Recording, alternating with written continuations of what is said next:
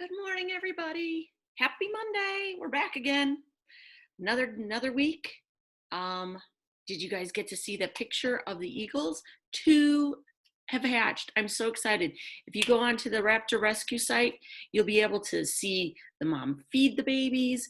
You'll be able to see the babies start growing. And right now they've got these little fine feathers on them, which don't keep them very warm. So that's why the mom still keeps them tucked underneath. But as they start growing, their feet get really big, and they call them clown feet because they're too big for their bodies. And then they're kind of like bobbleheads, and they kind of bobble back and forth and fall over. And it's kind of cute to see how mom and dad take care of them. But it's really, really exciting to see that two of the three eggs have already hatched. So now we just have to wait for one more. Well, to this morning, I have a story. We've been reading fairy tales last week, and I am very limited on the books I have at home. So I did find Rumpelstiltskin at my house. So I thought I would read Rumpelstiltskin to you. This is from the story The Brothers Grimm originally, and it's illustrated by Desidera. Ooh, I can't say her last name. But it is retold by Susanna Davidson. Okay, so here we go. Rumpelstiltskin. And look, he's flying on a spoon. That's kind of odd. Oh, look at this. Even though it's fiction book and it's a fairy tale, it has chapters in it. It has a table of contents, just like we see in a lot of our nonfiction reading. So there's 5 chapters. They're very short. There's only a few lines on each page. So I thought I'd probably get through this one. Chapter 1, The Miller's Daughter. Once upon a time, there was a poor miller who loved to show off. He boasted about everything. Boasted means bragged. I have a very pretty daughter. Sometimes his boasts were true. Hello, Father. Yep, see, she is very pretty. And sometimes they weren't. I'm the best looking man around. One day on his way back from a hunt, the king rode through the miller's village. Suddenly, he stopped. A beautiful girl was standing on the path. That's the miller's daughter. What's your name? Asked the king, gazing at her. Her name is Anna, said the miller quickly. She's my daughter, and she can spin straw into gold, he added, boasting as usual.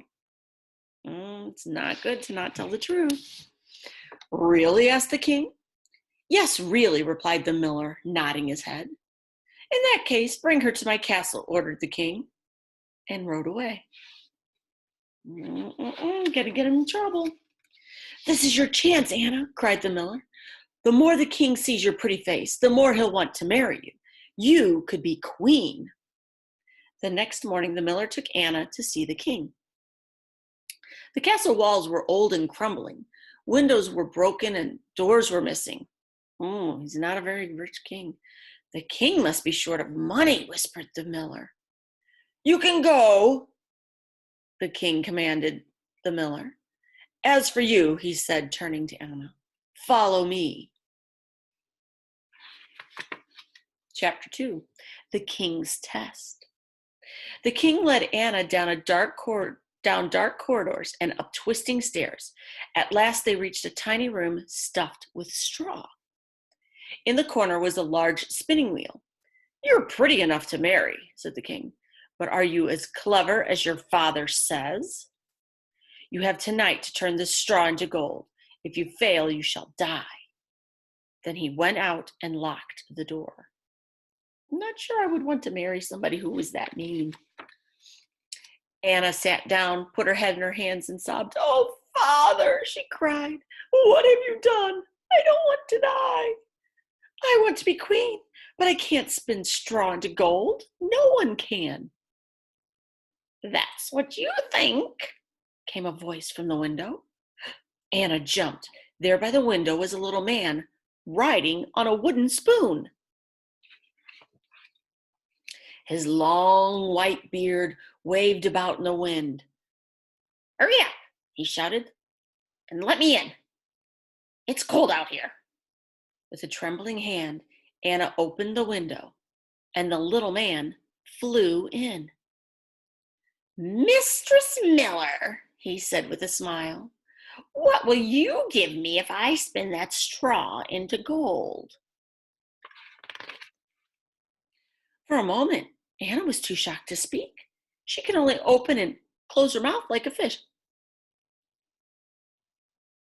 I, I could give you my necklace, she said at last. Perfect, said the little man, grabbing it.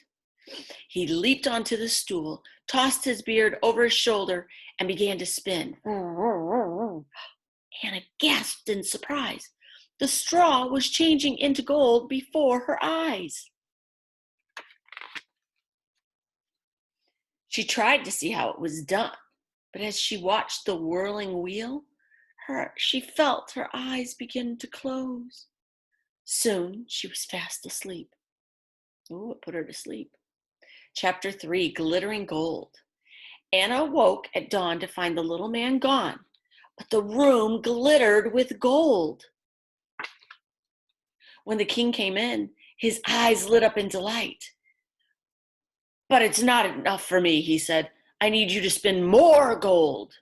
I have servants to pay. He took Anna to a second room, larger than the one before. Once again, it was stuffed with straw. And you have tonight to turn this straw to gold. If you fail, you shall die, said the king. Then he went out and locked the door. Anna sat on the stool and cried, I still don't know how to spin straw into gold, she sobbed. But that night, the little man came again. Let me in. What will you give me if I spin this time? He asked. I'll give you the ring on my finger, Anna replied. Perfect, said the little man. He pulled off a ring, hung his beard over his ears, and began to spin. Went the wheel. All through the night, the little man left as the sun rose. When the king came in, he jumped for joy. But I still need more gold, he cried. After all, I have a country to run and enemies to fight. I want enough money to last my whole life. Getting awfully greedy. He took Anna to another room, even larger than the one before. This one was bursting with great piles of straw. You must spin this too, all through the night. And if you succeed, you shall be my wife. That night, the little man appeared for the third time. What can you give me now, Mistress Miller? He asked. Oh, cried Anna, I have nothing left to give. Then promise me your firstborn child, said the little man. And if I refuse? Asked Anna. I won't spin, he snapped. Anna thought for a while. I do want to be queen, and he might forget his request. Finally, she said, I promise. The little man grinned, tied his beard under his chin, and began to spin. The next morning, the king was dazzled by all the gold. At last, he cried, I have all the gold I'll ever need. Anna, he said, you are both beautiful and clever. Will you marry me? Oh, yes, said Anna at once. And so Anna, the poor miller's daughter, became queen. My new wife. Chapter 4, Anna's Promise. A year later, Anna gave birth to a beautiful boy. She loved him more than her own life. One dark winter's day, the queen heard a tapping noise at her window. Let me in. Oh no, she gasped. The little man is back. You can't come in, cried the queen, clutching her baby. That's what you think, said the little man. He disappeared from the window. The queen waited. Perhaps he's gone, she hoped. The next moment there was a rustling noise in the chimney, and the little man whooshed into the room. Give me the baby as you promised, he cried, dancing around the room. She did promise. Take whatever you want, pleaded the queen. You can have all my money and all my jewels, but please let me keep my son. No, said the man. Something alive means more to me than all the treasures in the world. The queen wept and begged and wept again. At last, the little man took pity on her. I will give you 3 days, he said. If you can find out my name before then, you may keep the child. Chapter 5, Name Games. The queen lay awake through the night, trying to remember every name she had ever heard. When the little man came the next evening, the queen recited all the names she knew. Is it James, Peter, John? She began. But to every one, the little man shook his head and said, that is not my name. On the second day, the queen rode far and wide, asking everyone their names. That night, she recalled all the strange new names. Is your name Sheep Shakes, Short Ribs, Lace Leg? She asked. But to everyone, the little man shook his head and said, that is not my name. You'll never guess. By the third day, the queen was in despair. She sat down for supper with the king, but could hardly eat a thing. I have a strange tale to tell to you, said the king. 2 days ago, I went hunting through a deep, dark forest. In the middle of the forest was a little house. Outside the house, the strangest little man was jumping about. He hopped on one leg and sang, today I bake, tomorrow brew, the next day I'll do the same. Ha! Glad I am that no one knew that Rumpelstiltskin is my name. That's how she found out. The queen smiled when she heard the king's story, but she didn't say a word. When the little man arrived that night, he said, well, Mistress Queen, do you know my name? At first, the queen said, is your name Solomon?